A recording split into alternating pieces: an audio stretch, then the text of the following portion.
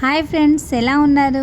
Welcome to Raji Krishna YouTube channel. ఈరోజు మనం కరివేపాకు గురించి తెలుసుకుందాం. కొలెస్ట్రాల్ స్థాయి తగ్గిపోవడం అంటే మన బాడీలో ఉన్న వేస్ట్ కొలెస్ట్రాల్ ఏవైనా ఉంటే సో వాటిని కరగడానికి సపోర్ట్ అవుతుంది మనకు కరివేపాకు.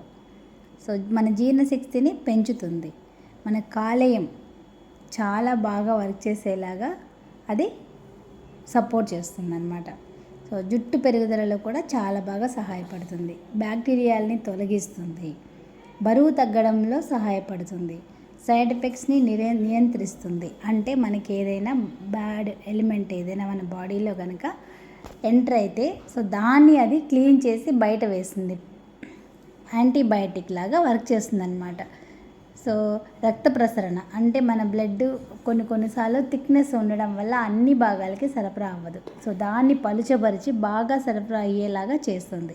కరివేపాకులో యాంటీ డయాబెటిక్ గుణాలు కూడా ఉన్నాయండి. సో ఇవి మనకి షుగర్ లెవెల్స్ని కంట్రోల్ చేయడానికి కొద్ది వరకు సహాయపడుతుంది. సో గాయాలకి చికిత్స చేయడంలో కూడా ఈ కరివేపాకు ఉపయోగపడుతుందంట.